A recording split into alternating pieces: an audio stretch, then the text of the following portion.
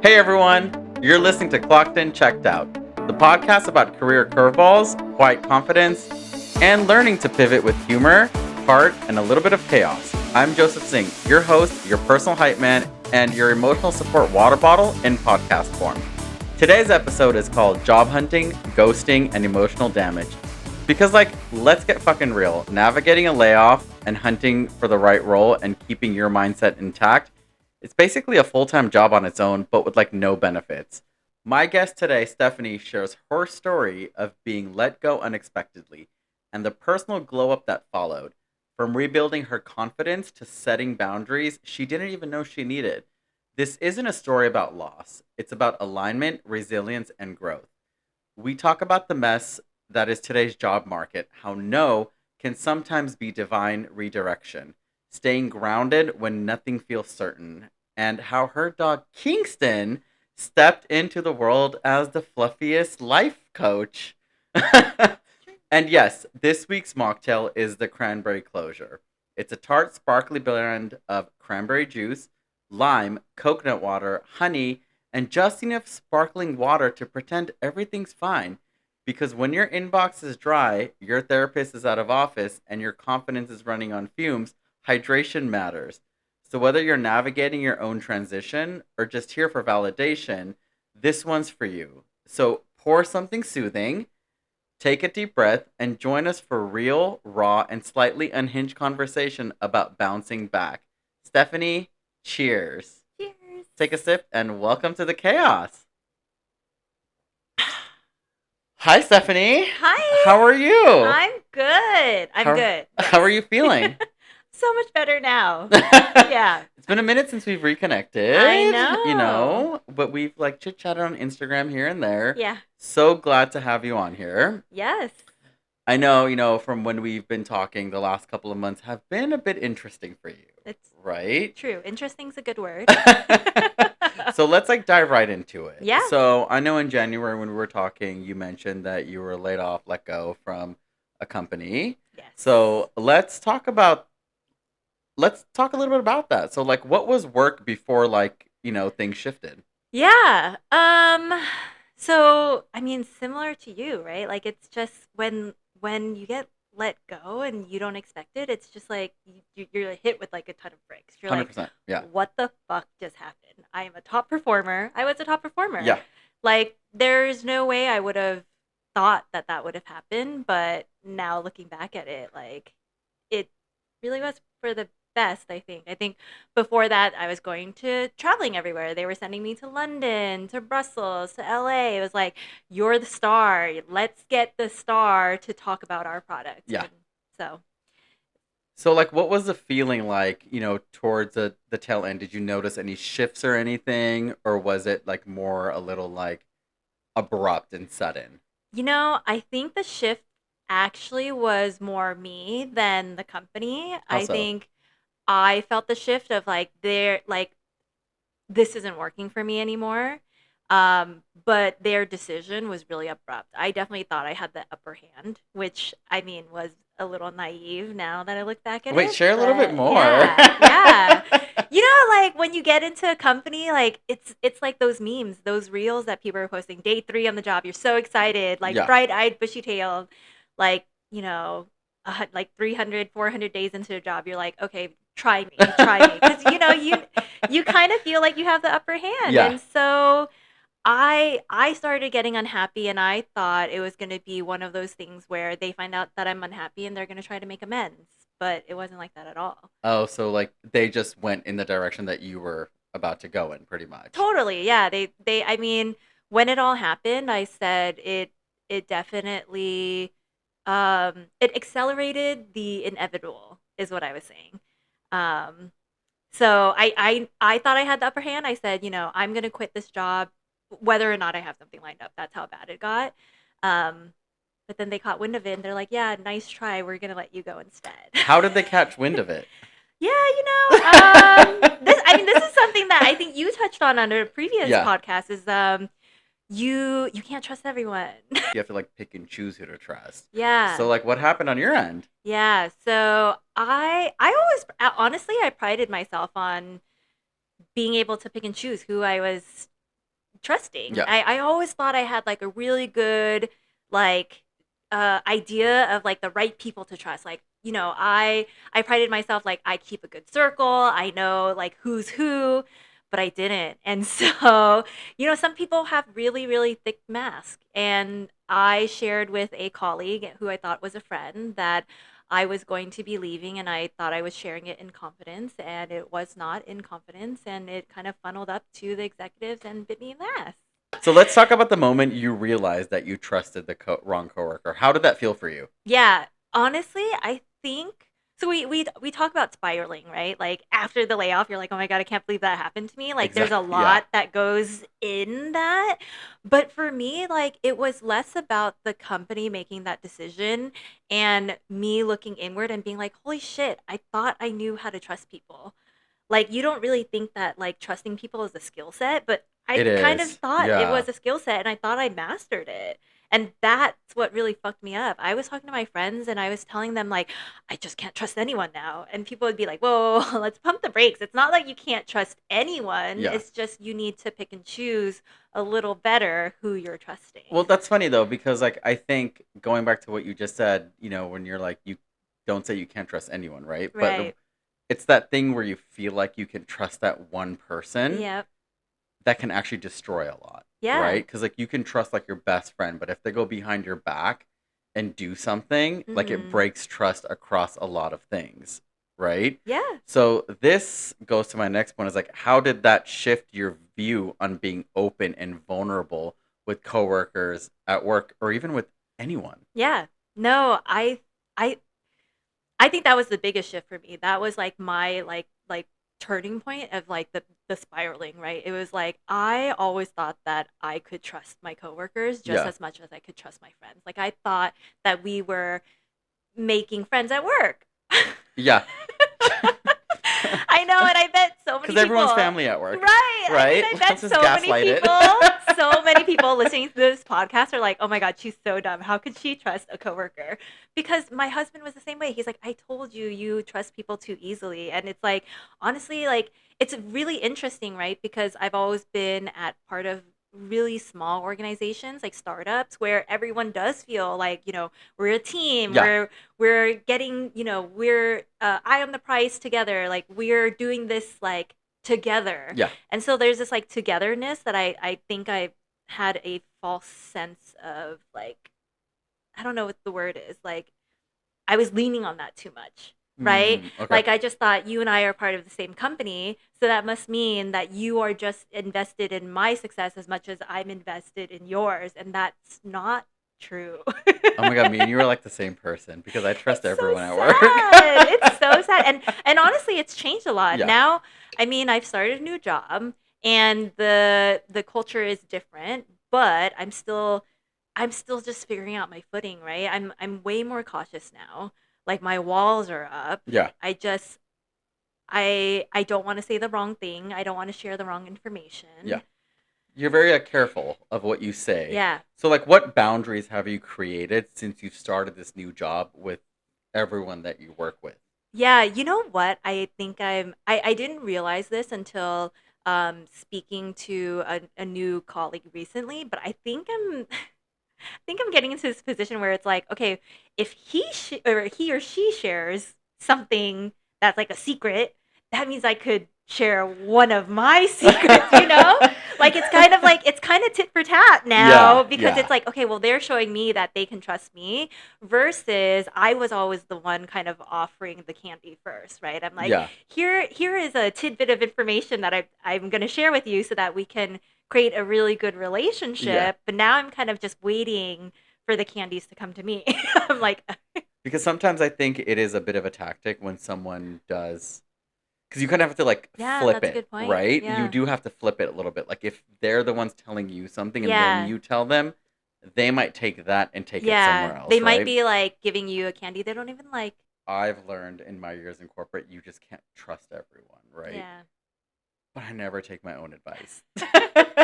Yeah, because you get candies. You get candies, yeah, yeah. But you also never, the thing is, you never know where these like relationships might like lead to. Yeah. Because like after my layoff, a lot of the the people that I've like worked with, they've become really good friends.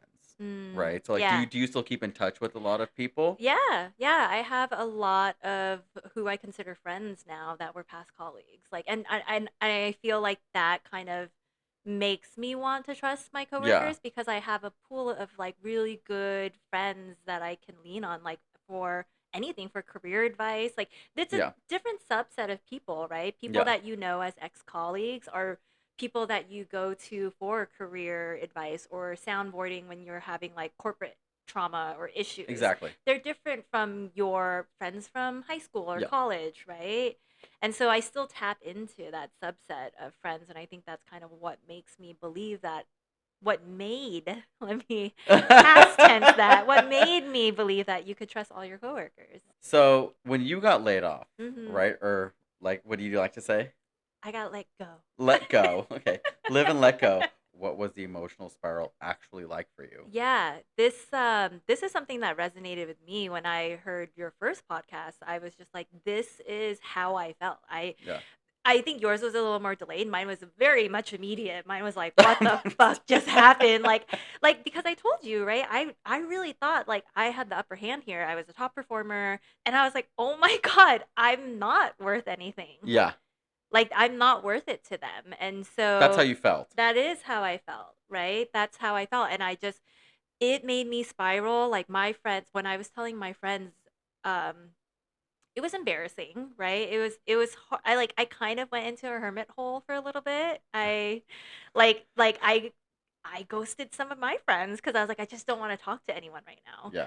because I don't want to explain to them the situation. I mean, I had a friend that I was supposed to meet up for dinner and I just kept pushing it off because I was like, I don't want to have to talk about it. I don't want to tell anyone. Yeah. And I realized how much of my self-worth I was tying to my net worth. Like, Yeah. Yeah. That's fair. right? Yeah. Like that's fucked up. Why do we do that? That's my thing. I don't know why we do that. Like, I'm pretty sure you heard like it hit me like 3 weeks ago. Mhm. Right? Like I've started to pull back from a lot of people. I've snapped on a few people. Yeah, my And poor husband. you're what? My poor I husband. know, right? Like I've snapped on some friends, right? Like and it's not them. Yeah. Like I know it's me and what I'm going through. Yeah. I'm frustrated. I'm pissed. Yeah. I'm annoyed. I'm angry. And you don't really know how to deal with it because you've never gone through That's it before. yeah.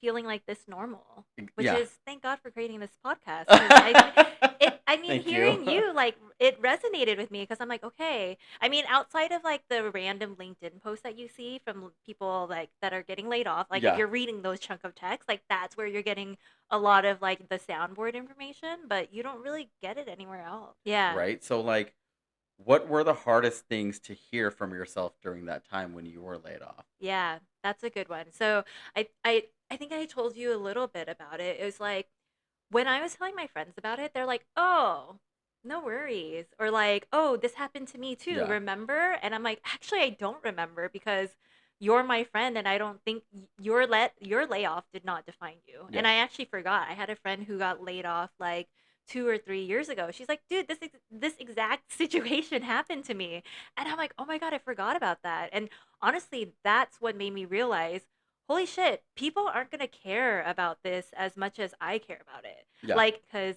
I, I don't speak to myself kindly, or I realized I didn't speak to myself kindly. Why was that so hard to believe? Because you are your own worst critic, right? Yeah. Like I told you that. Do you believe me? No. I mean, because I'm still job hunting. Yes, but you're still days like you're months behind me, right? Like Yeah. I have a bit of a lead up from you. 1 month. Yes. So that means I have a month. You have a month, right? Someone hire me. Okay, you have things in the pipeline though. What pipeline?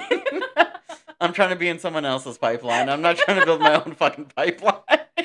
Yeah, I know. You need to find a pipeline that pays. If I can find me a sugar daddy with a pipeline, a big ass pipeline that pays, I'd do anything. But anyways, so like, what made that so hard to believe? Yeah. It's like you're just hard on yourself. That's how I was always. But when I realized that I was really hard on myself, I made it a mission during this layoff period. Like, I'm going to work on that. I'm going to start these daily affirmations. I'm going to figure out I how love to that. make myself believe what other people believe about me. So when you were, laid off or let go and you were trying to find like the next thing, what did you do on a day-to-day basis to like keep yourself going and keep yourself motivated? Cycling, I had to start like something. I was like, I need to put something in my So you routine. just started cycling. I just started. Yeah. 4 days a week, 4 or 5 days a week. Oh my I God. know. So that just kept you going then. Yeah. Cause I was like, I need a routine. Otherwise, I'm just going to be like a sloth in bed. Like, I was It's hard. depressed. Yeah. It's Yeah. it's it's hard getting out of bed when Yeah. you don't Have know what anything. your purpose is. Right. You're like, I have nothing on the Yeah.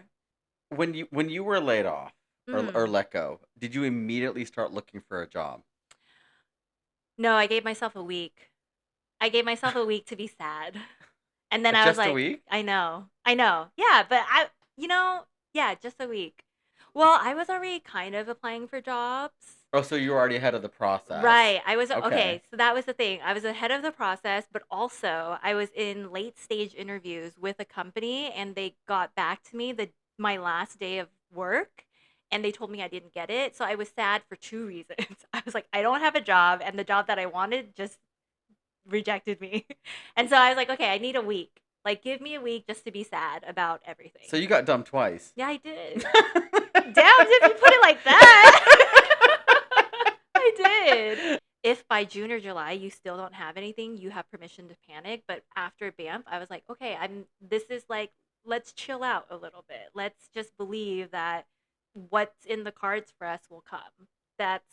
It was kind of my reset. On top of that, I was with my family. And family time is always like much cousin time, not family time. So you gave yourself until June or July, Mm-hmm. which means I should be giving myself until July or August, right? In the current state that where the economy is in, Yeah, it's fucked. right? It's fucked up. It's so fucked Like up. it's so fucking shitty. Yes. So, what was job hunting really like, both emotionally and logistically for you? Yeah. So emotionally, I was like, it was it was frustrating because like if you think back in what was it 2022, Yeah. 2023, it was like, oh, the great resignation. Yeah, yeah, yeah, yeah, Yeah. yeah, Yeah, and everyone was like all entitled. It was like, oh, I'm gonna leave this company because I'm gonna get more money somewhere else. yeah. And then it's like, damn, just in 2 years, it's so different. Like it was such an employer's market, and Yeah. and you could tell by just talking to recruiters and hiring managers, like they just knew like you were at the mercy of whatever they wanted. Yeah. Right? They're You would kind of you would they apply, you suck. get interviewed, you'd get the job. Yeah. Yeah. Yeah. And then now it's like, okay, well, now the employers can ask whatever questions they want. They don't even have to treat you really well. Recruiters ghost you all the time. So that's the other thing. Are you experiencing that too? Yeah, I think, I've been job hunting since the day I got laid off, right? Mm. And I've applied for over 150 jobs. Mm. I have this entire Excel spreadsheet You love data? that I love data. I do love data. And I document everything that I'm doing, right? And I apply. Yeah. Like it goes into the abyss. Like it goes into like a black hole. Not the type of hole I'm trying to get into in 2025, but it just goes somewhere, Yeah. right? I feel like my applications are just disappearing into like the fucking abyss, But right? let's talk about the abyss that you're fucking the black hole that you don't want. I don't want that hole. Yeah, it's because everyone is mass applying, and so like Yeah. these companies are getting thousands of applicants for people that may or may not be qualified because everyone's in panic. So that's the other shit I want to talk about, right? Qualifications. Because you look at a job posting, you're like, I'm qualified for that job. Yep. They want 5 years of this, I got it. They Yeah. want this, I got it. Yeah. You're like, they want this, I got it.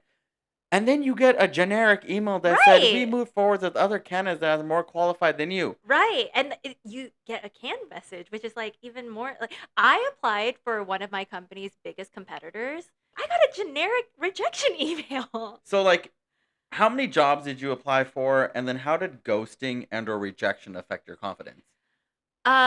So I applied to about 150. I think it was a confidence what is it, dejector in the right way, right? Because it made me look back at my resume and make tweaks. And I feel like I got my resume to a point where then I was getting more hits from the right companies, and including the right information in it. So you adjusted the resume to what the companies were looking for. Right. So And I wasn't doing that before.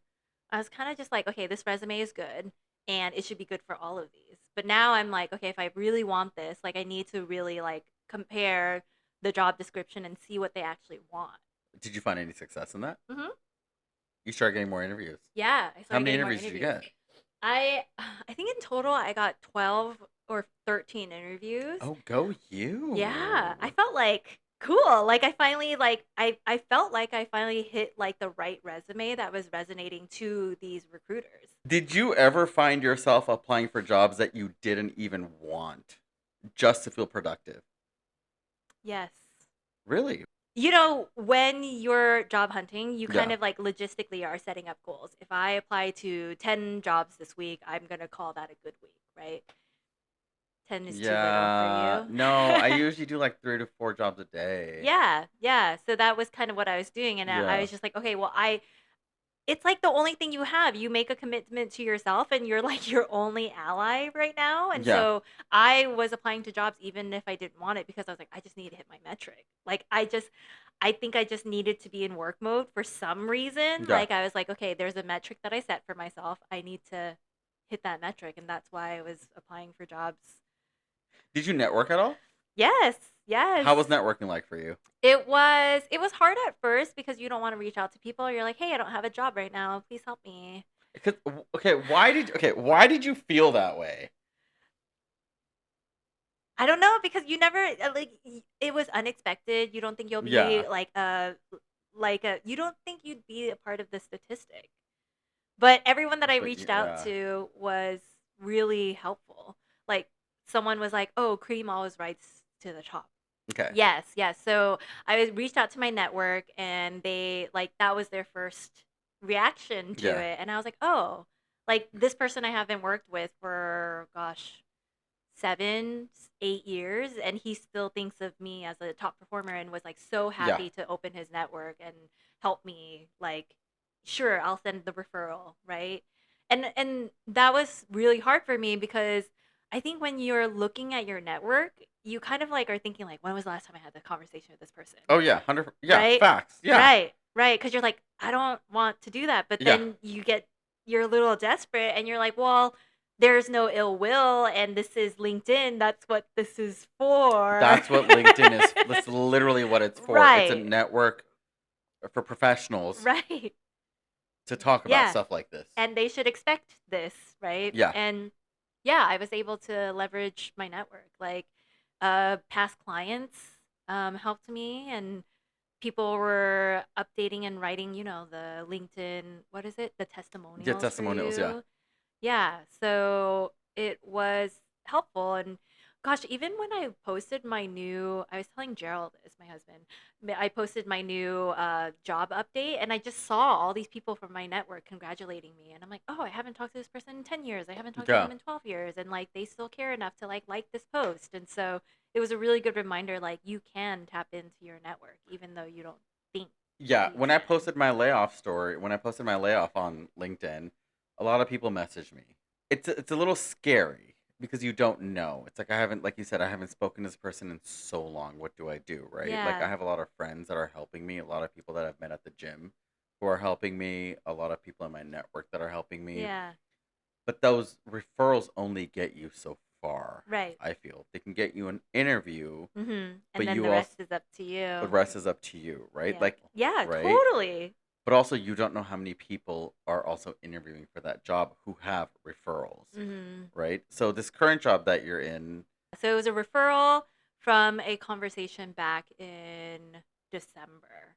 Yeah. And so that's how it came back around, right? So in December, she referred me, and then had the interview, and then I left a good impression in that interview. So when they had an opening, it was a contractor role actually, for this company, and they reached out and asked me if I wanted it in May from my interview in January. so like, do you feel proud of where you landed?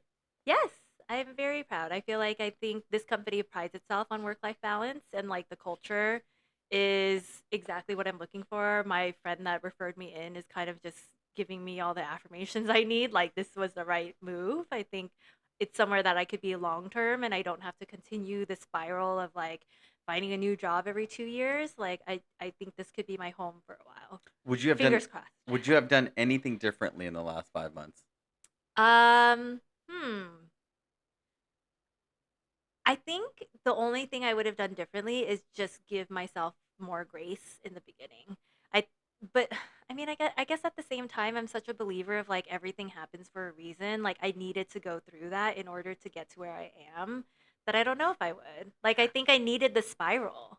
I I don't know how I feel about everything happens for a reason. I mean, Really? I do. I Yeah. do believe in that, but a lot of people I think in the last couple months have been telling me like everything happens for a reason. Like there's a reason why like you're not there anymore, right? And it's just like it's hard for me to even accept something like that. Yeah.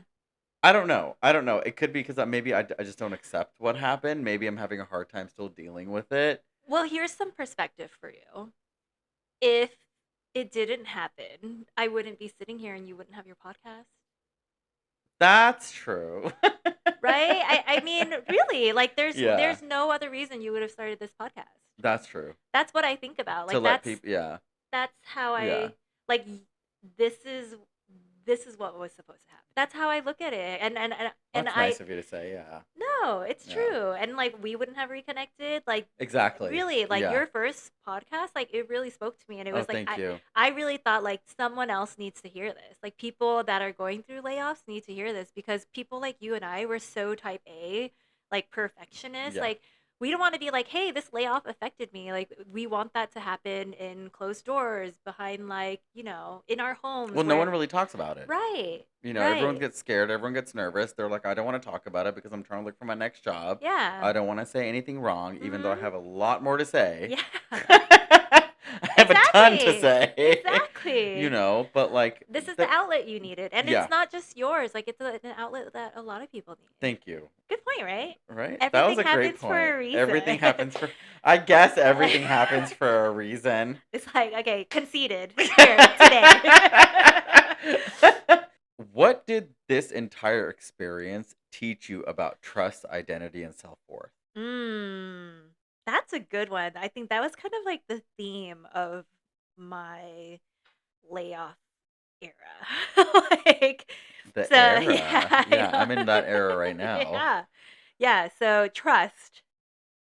Um, it definitely taught me kind of, we hit on that, like just having more boundaries with Yeah. trust, right? Like we are oversharers by nature. We kind of like I think in general, bubbly, extroverted personalities tend to just share like whatever you want to share without thinking about Yeah. like the implications it might have, right? And so I'm dialing that back for sure.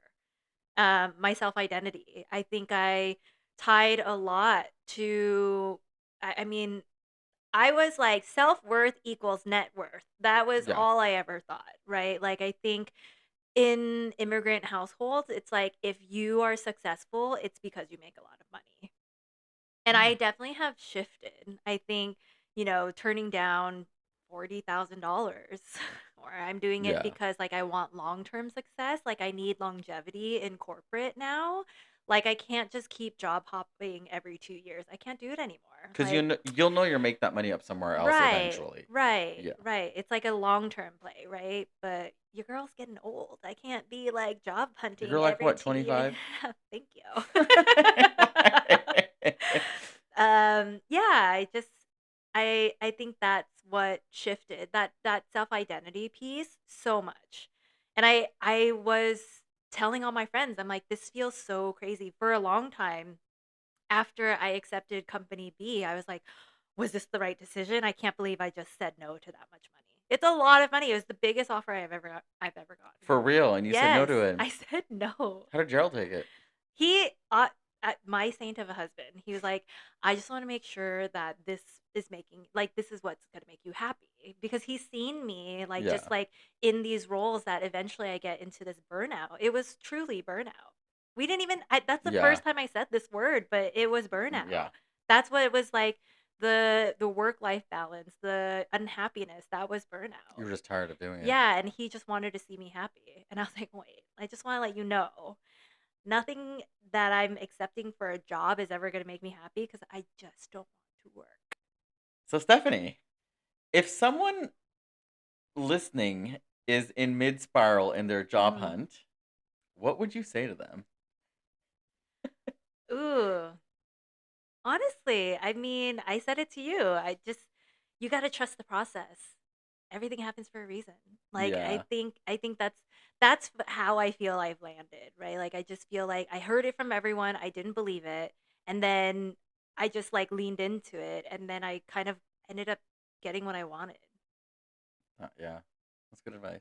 Yeah, I mean, you just gotta trust the process. Like, I know, like, also don't read Reddit threads. I would Oh, I say, try to stay off Reddit oh all my the God, the time. subreddit Yeah. for interviews and unemployment. Oh my God, it's such like doom and gloom. I would say stay off of that. What's the worst thing you read on there? I mean, I was reading like someone was like about to be unhoused. They're like losing all their money, like they burned through their savings, and it's just really sad. Like, and I think that's why it's just better to stay off of it. I think Yeah. I mean, I guess it's good to have that, like, it made me grateful for my Yeah. situation, but it doesn't feel good to read that and know that It's that's what hard. people, yeah, Yeah. know that that's what people are going through. But yeah, I think trust the process. Everything happens for a reason. What's your post layoff mantra or affirmation? Ooh. Post layoff mantra. Set your boundaries, girl. Set your boundaries. Israel tells me that all the time. Don't tell everyone everything. Yeah. I mean, don't tell everyone everything, but also like don't run towards burnout. Did you feel like you were burnt out? Um, I think in January when that shift happened, when I was telling my colleague that I so trusted that Yeah. What did burnout look for you? Like what did burnout look like for you? fucking waking up every day with anxiety. Like, am I doing things right? Like, am I forgetting something? Like, it's just, yeah, just thinking about work all the time, not being able to actually like shut down or rest, not having good night's sleep. I'm like, Why were you waking up with anxiety though? because of work. Like was it so much pressure for you? Mhm. Yeah, it was. It was just like when you're a part of a smaller startup company, I think you feel like there aren't enough resources to delegate like your responsibilities, so the weight of the responsibility is on you. And so I always wanted to do right by my customers. I always wanted to make sure that they were, so my in my role, I have to make sure that the customers are getting what they pay for. They are seeing the value Yeah. in the products, right? And so that was weighing heavily on me because I was like, I want everyone to be happy.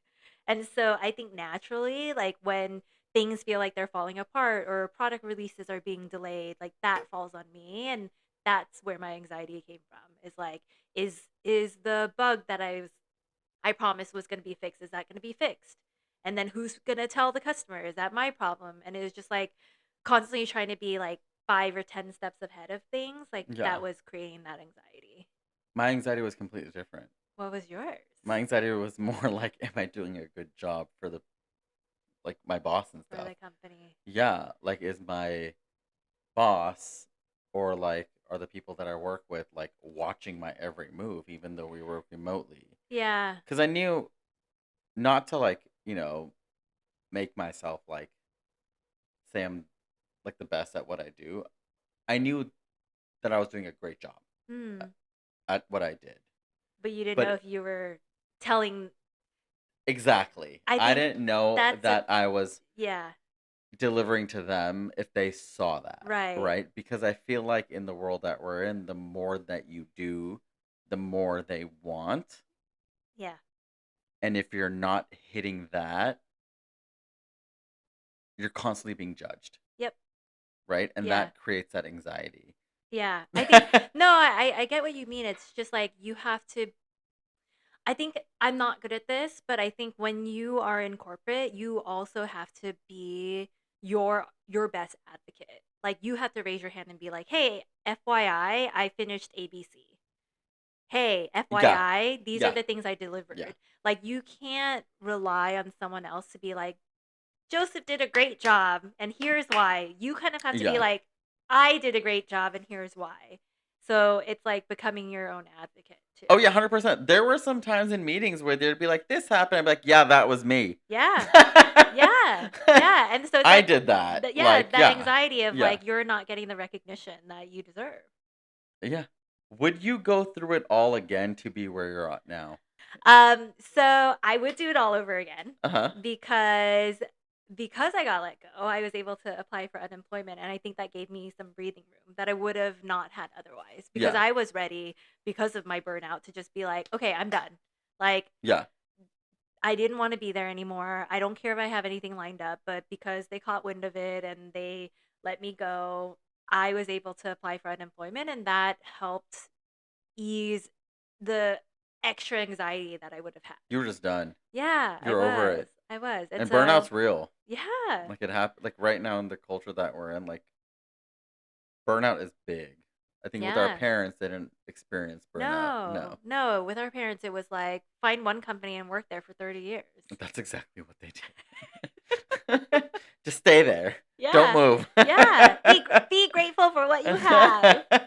Right? Yeah. Be Yeah. grateful for the job that you have. But Mhm. nowadays it's very different. Like people move around. They want more money. They want better titles. Yeah. You know that like for me, I feel like in the generation that I'm an more of an like a older millennial, Mm. right? I'm more like I don't like what are you? I'm 37. Oh, so you're Yeah. okay, so you're with me, Yeah. right? I'm that much younger. I didn't know if you want to say your age on Yeah. camera or anything.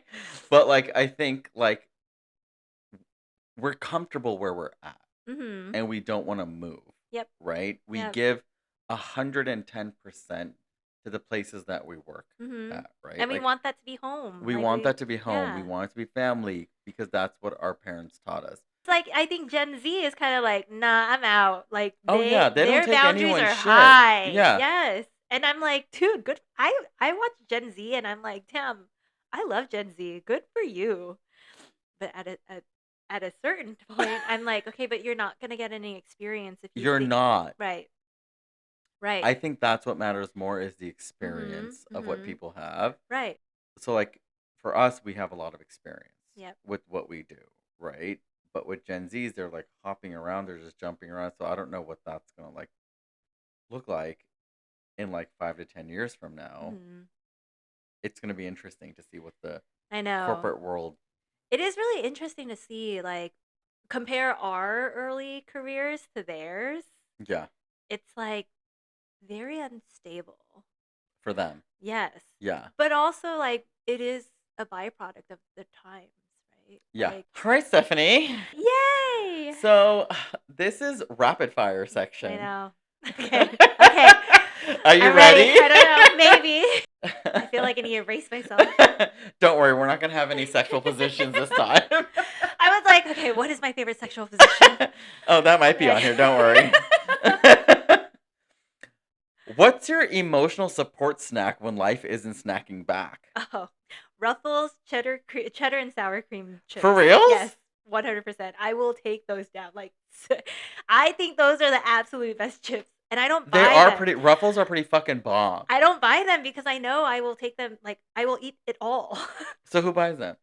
Gerald will buy them if he knows I'm sad. So you must have had a lot of Ruffles the last like few Yes, yes. Mine would probably be TJ's cones. Those little mini Oh. cones. And serving size is like 3 and I ate the whole box. So, yeah. What's your rejection email ick? Ooh. My rejection email ick is no rejection email. For real? Yeah, it's like they know, like, you know you got rejected, but you just don't hear from them. I hate it when people do that. Yeah. Or the rejection ick is like, oh, you know, you haven't heard from them in, 3 weeks, and then they send you one, like, 3 months later. 3 months later, yeah. Because they know, like, they're finally cleaning up their system. That's my rejection. That's your rejection email. Mine's like, we were impressed by your background just not enough to hire you. No. What the fuck? That's actually true. I have gotten that one. Right? You're like, Yeah. But other candidates were better. other Right. other candidates were more qualified. Right. With what? Yeah. If you had if your resume had a thirst trap, what would it be? Ooh, it does have a thirst trap. It's President's Club qualified 3 times. That's my thirst trap. That's saying I am an overachiever 3 years in a row. That's my thirst trap. What happened in those 3 years? Talk about that. Anyway. Mine would be still professionally flexible. Call me.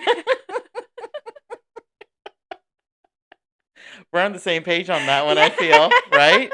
Get me into that president circle.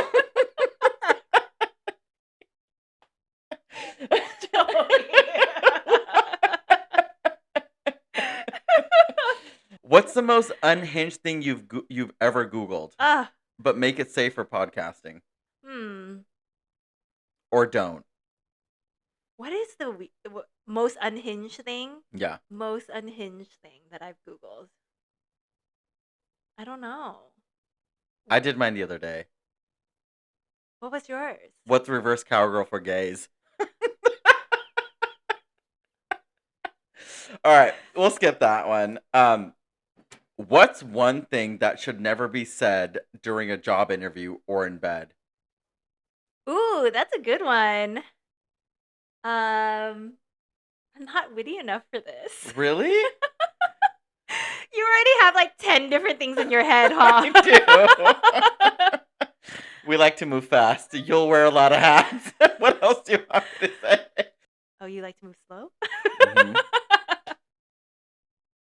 I like to move slow. What's a phrase that sounds corporate but also kind of hot? Ooh. Let's take this offline. I love that. I love that. Stephanie. Dirty. What's yours? Let's take this offline. I have a couple of them. Can you share your availability? Ooh, Let's that's a good circle one. back. Oh, yeah, circle back. I'm like, what else is there? What's your professional love language? Empathy. Really? Mm-hmm. Why? Because I'm a customer success manager. Oh, God. Mine's acts of service. Oh, I see. In the 7. Yeah. I love servicing. Anyone that's professional. I guess words of affirmation would be better. That's a good one. Yeah. Yeah. What's your dream role, professionally or positionally? Professionally, I don't know. I mean, I think I like what I do. And then sexually, I'm just like you. I like missionary. Oh my God.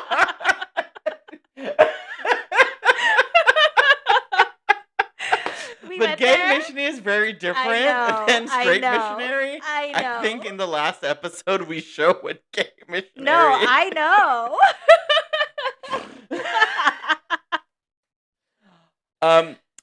In my dream role, professionally or positionally, it would be like spooned on the rooftop with benefits. Benefits. That's an important one. Yeah. What's something that turns you on? What? Cream rises to the top. To the rooftop. To the rooftop, exactly. What's something that turns you on professionally? Punctuality. Oh. Yeah, I feel like respecting people's time is like the best thing that you can do professionally. Oh, mine's salary transparency with eye contact. Salary transparency can get really intimate. It can get very intimate. Yeah. It's like, I'm going to pay you this much. You're like, to do what? All right, Stephanie, how are you feeling? I'm feeling light and airy. I love that. You've laid out a lot of dirt, a lot of tea, and that was a full-on fucking cardio class for the soul. I'm glad you're feeling good, and thank you for being here. A huge thanks to you for reminding us that getting let go doesn't mean letting go of yourself, because you found yourself. You're proof that you can lose a job and still find clarity, boundaries, and a sense of humor, and maybe even some peace with a side of seltzer and Kingston's judgmental eye, because I'm sure probably gave you a little bit of side eye, quite a bit.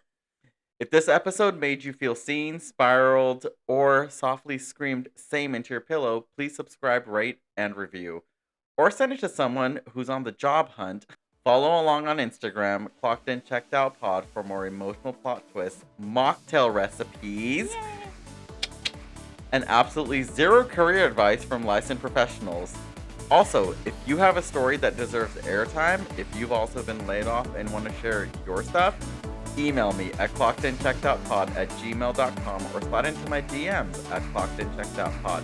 Fake names, wild stories, and spicy DMs welcome. Until then, don't check your fucking email after 9 p.m. Ghosts live there. We know that. And remember, clock out, log off, and spiral responsibly. Thanks for listening. Cheers, Stephanie. Bye.